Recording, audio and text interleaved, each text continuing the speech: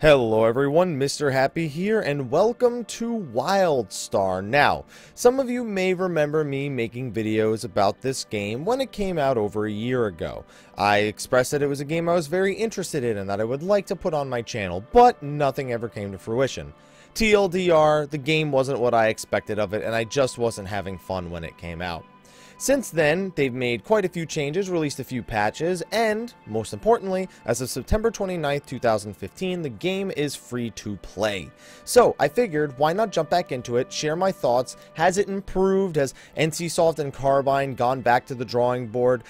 Gave it things to make it a little bit more appealing to the masses, while still giving it that niche hardcore content that they really initially wanted to deliver? Well, I can speak as somebody who quit the game before level 20, and I can at least speak on how the game now functions from levels 1 to 20. So really quickly, if you're unfamiliar with the game, it takes place on this faraway world. You have races on two different sides, the Dominion and the Exile. Yes, I know, it sounds a lot like Horde and Alliance, and that's because it kind of is. But regardless, it is still, for the most part, an MMO similar to what you've seen before. It has the ability to target enemies, it has a hotbar, it has mounts, it has flying, it has quests, it has dungeons, PvP, all things standard to an MMO. One of the things that really sets it apart is the fact that everything is a skill shot. As you can see, there are telegraphs on the ground letting me know what is going on.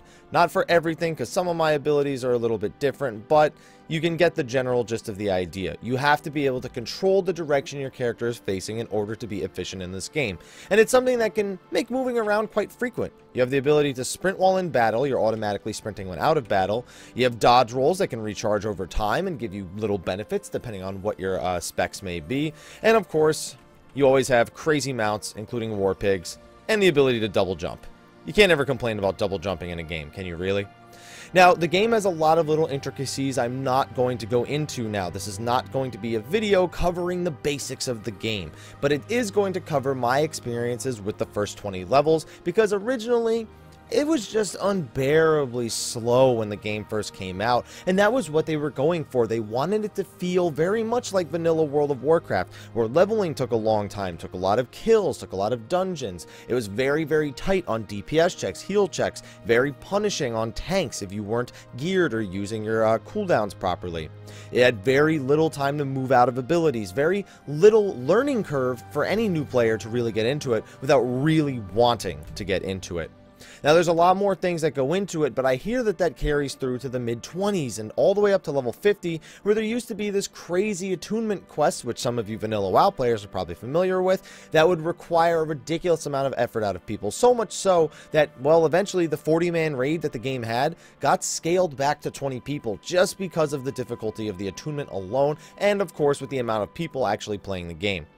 Now, has all that changed? Well, like I said, they did scale the 40 back to 20, but what about the early game? I know that a lot of MMOs don't fully unlock until level 50, as somebody who plays Final Fantasy XIV, a game that was the case. It didn't really unlock till 50, and now, I guess, potentially until 60. I can understand that concept, but being able to rope in players early into the game, especially on a free-to-play game, is definitely an important aspect. So, has my experience improved from 1 to 20? I'll say yeah. First of all, you can now skip the tutorial of the game and start right at level 3, which is great if you've played before and you just want to get into trying maybe your new medic or your spell slinger, your engineer, whatever class it is you decide to play.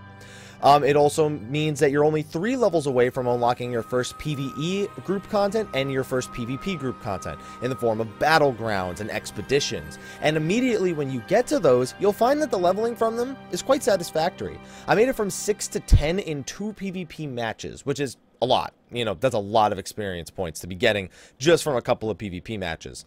On top of that, from 10 to 20, I leveled almost primarily through PvP and maybe doing an expedition or adventure here and there with some viewers, and it went very fast. I'd like to remind you that while I did try to play the game initially for 12 hours, the game has seen a lot of downtime due to the launch. Now, you're probably wondering why I haven't brought that up until now. A lot of lag, they've had to create new servers, a lot of booting, a lot of people unable to create characters, a lot of launch issues.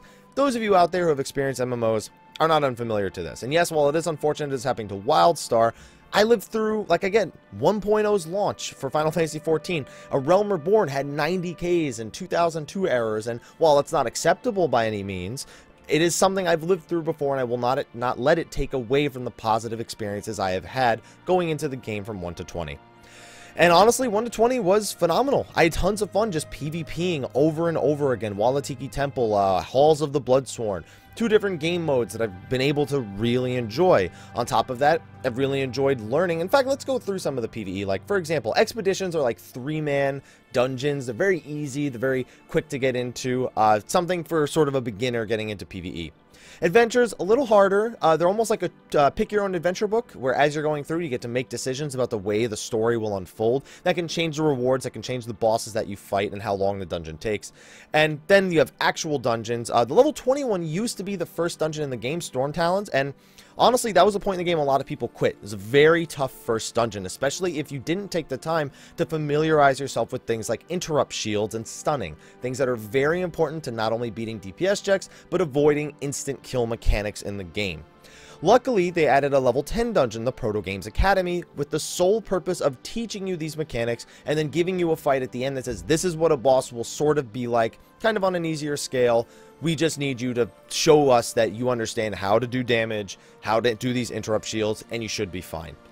Honestly, Proto Games Academy, I had people watching me. I've never seen so many people be so hyped to watch someone do a level 10 dungeon before. It is that kind of fun. Now, of course, if you're a vetted MMO player, you've played Wildstar before, it may not be anything too spectacular. But as a new MMO player, it's exactly what you need to get into the game and understand. So if you do try out Wildstar, I highly recommend that you try the Proto Games Academy first.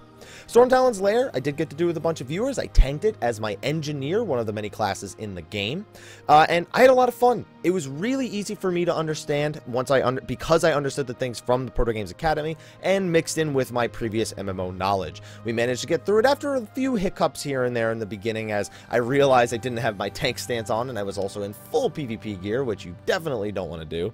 But after that, we rolled through the bosses, we understood things, we got some loot, and it went really smoothly. And I was really, really enjoying myself with that dungeon. The next one, level 25, hopefully I enjoy as much, the Ruins of Kel'Varath.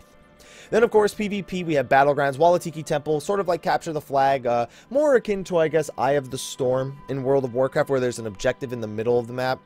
And then you also can steal objectives from the enemy's team. I guess that's not, it's like a mix of Capture the Flag, and if there was a flag in the middle of the room that you could capture and bring back. So, just a little bit of a mix of that. Halls of the Bloodsworn, defend the base. You know, you defend the first layer, defend the second layer, defend the third layer. I forget what that was called in World of Warcraft, where you had the siege engines. None of that is here, but it's the same concept. You defend the first point, you defend the second point, you defend the third point, swap sides depending on how quickly you made it through on your, however quickly the attacker makes it, determines how long they have to defend for. Daggerstone Pass, I'll unlock at level 30. I've heard it's not the best of the 3 modes. It's another mode, I guess, sort of akin to King of the Hill. If I may be messing this up, those of you who do play Wildstar and know for sure, please be sure to post exactly what Daggerstone Pass is, but I haven't heard the greatest things about it. I've heard Halls and Walatiki are the preferred PvP battlegrounds. We also have war plots, which I haven't done yet. These are 30 versus 30 war plot PvPs. I don't know anything about them, so I haven't gotten to try them. And then we even have arenas. I don't know if I can do this at the really low levels. It doesn't look like I can, because I can't actually like click join the fight or anything like that. Probably something for max level, but your standard PvP, you have practice arenas, which are unranked arena matches, and you have ranked arena matches. Standard stuff, so it's plenty of PvP flavor for everyone involved. But other than that, oh yeah, I made a guild, by the way. It's called Nerd Scream. We got a friend right here. What's going on, Valdris? Welcome to the video. Welcome to the stream. I wonder if he's just following me around, looking at me. He has no idea I'm recording a video right now, because I'm just recording this live. But overall, I'd say my 1 to 20 experience was largely positive, but I do know a lot of people heard, I said free to play at the start of the video. So you're wondering what the catch is. Of course, there is a store. But instead of telling you, no, it's okay, it's not pay to win, let me show you what's in the store so you can get an idea of the things here. So you have featured and you have signature. So signature is sort of like their way of saying, hey, the game is free to play, but if you want to pay a monthly subscription, you can get some bonuses. For example, you can put more items up on the auction house. You can bid for more items on the auction house. You get some bonus challenge reward points. You can make guilds. You can, you know, commodity exchange, currency gathering, like a whole list of things right here that makes a difference. Like as you can see, I am not signature status as of right now. I do have some benefits from owning the deluxe version of the game when it came out, but that is it. You also have a loyalty program up here, which of course can give you some extra rewards. You have bundles. If you want to buy the digital deluxe version of the game, it just comes with a few fun items, you can do that here. You have wardrobes, so you can buy dyes, you can buy costume sets, you can buy, you know, weapon sets. This isn't actually like weapons, this is just all glamour stuff right here. You have housing modeling, you have different decorations, remodeling. You have mounts, like the drag racer or the hoverboards. You have pets, which is just one pet, so don't even know why it says pets, it's for the future. Now, this is where people, of course, get into a little bit of shaky shaky areas, you know, how they feel about it. And I played Path of Exile, so none of this stuff bothers me all too much. Flask of Advancement, more EXP from PvP paths and quests. You have Flask of R&R, which fills your rested XP. You get a character rename token. You have Flask of Riches, which allows you to get extra currencies from different things at an additional rate.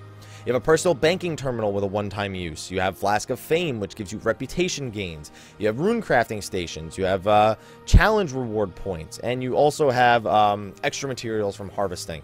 Now, none of this stuff really impacts the game all too much. Of course, I know the big thing people are saying, like harvesting materials and EXP rewards and reputations. Most of that stuff, while it is there, while it will give you some sort of early edge, doesn't ultimately affect your efficiency in the end game dungeons.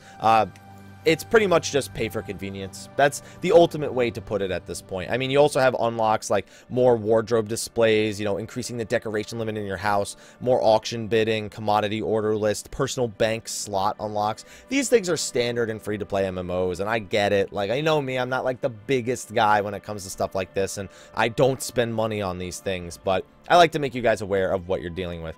Crafting also, Quantum Harvester. This multifunction item can be used for harvesting trade skills. So this is basically just a one-stop shop for any harvesting skill you may have. It covers them all. Keys and currencies. Fortune coins, I know, work for Madame Faye's fortunes. I think that just lets you gamble on items to get from the optional item store. You also have service tokens, which you can manage rune slots, rapid transport. It gives you a list of things it does. And lockbox keys, which you get from endgame dungeons.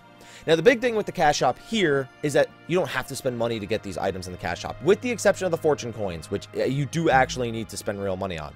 You get an item called Omni Bits while you're out in the open world, just from killing enemies, PvP, PvE, it doesn't matter what you're doing. Omni Bits will drop, and Omni Bits can be spent, as you can see, on items here. So if you play long enough, you can eventually just get to the point where this is all you got to do, and you just gotta do that. Hey, it's like, oh, I want to level an alternate. I mean, I guess I could do something with the like Flask of Advancement or something. Maybe I'm level 35, I have enough Omni Bits, and I want to get that little boost in EXP while I have a day off. I'll buy a Flask of Advancement for 115 Omni Bits. I'm level 22, I got 68 Omni Bits. It's really not so bad. I run into at least maybe 5 to 10 an hour, depending on how often I'm actually killing things. If you're standing around town doing nothing, of course, you're not going to get a lot of Omni Bits.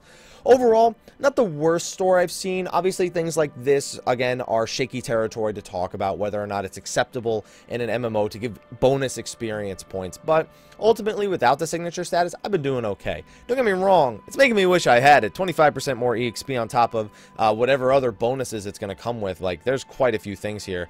Obviously, it'd be great to have these things, but I can live without them. And I think that's a pretty good job. There's enough content in the game where I don't feel pressured to go into all of those, make that jump to signature status. Other than that, I don't know if there's any other major points I really need to cover. I guess in terms of the leveling, I didn't enjoy the questing that much. I've heard that if you follow the zone and regional stories, you do level quite quick, and it's mostly the side tasks that make this bar on the right-hand side seem ridiculously long. Path quests can get a little bit in your way. I decided to hide them, but the paths do come with interesting bonuses, and there is very involved and interesting crafting that allows for customization of armor. Also, your abilities, you do have the ability to change your specs. You have lots of different abilities to choose from, but you can only use 8 at any given time. You can also choose what additional stats you have: support power, the chance for parry or deflect as the game calls it, bonus effects such as the ability to create an absorb shield whenever you take damage. So it has a lot of versatility build. So if you're someone who's into the experimenting and creating interesting builds, again, this may be a game that you enjoy as well. Inventory, basic functions are all here, although some of them, as you saw, are locked behind the signature status. Guilds, circles, contact lists, all this stuff. And honestly, It's so far outside of the shaky lag and disconnects, the game itself has been enjoyable. I'm looking forward to trying to get a little bit further into the game and develop more thoughts. This was really just covering 1 to 20. I want to see what 20 to 40 is like, what 40 to 50 is like, and of course, what the actual end game has in store for me. You guys know me, it's going to take me a long time to get there with all the time I spend on Final Fantasy XIV, making video content. So hopefully, if you guys want to see more on Wildstar, if you have specific questions about Wildstar for content you want to see, let me know, because I've been live streaming it on a daily basis since it came out. I do have some other games to get into. Guild Wars 2, Devilian has been a good game that I want to make a video similar to this about, as well as Blade and Soul at the end of the month, October 30th. So anyway, guys, thank you for watching this video. Let me know what you guys thought. Again, I know about the disconnect error, so if you're going to comment about that, you know, I've heard it a million times. I'm sorry.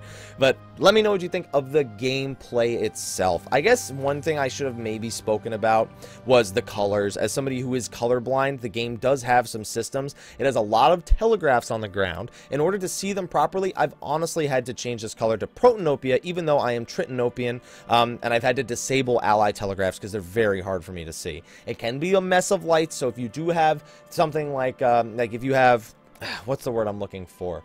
Seizures, like if you're epileptic, you know, you may have issues with the game, which is why I didn't try to show you active combat. That's the only reason you're not seeing me run around killing stuff right now, is I don't want to take a chance that the lights may accidentally do something to somebody watching. So keep that in mind if you do play the game as well, or if you're interested in playing the game as well. You can mess around with the colors if you have a hard time seeing this. I changed mine to, what is this? I guess somebody told me this is purple. The enemy ones are, I think, yellow or green. I don't know. People just told me to pick a bright color for the enemy telegraphs, and I can see them a lot better now.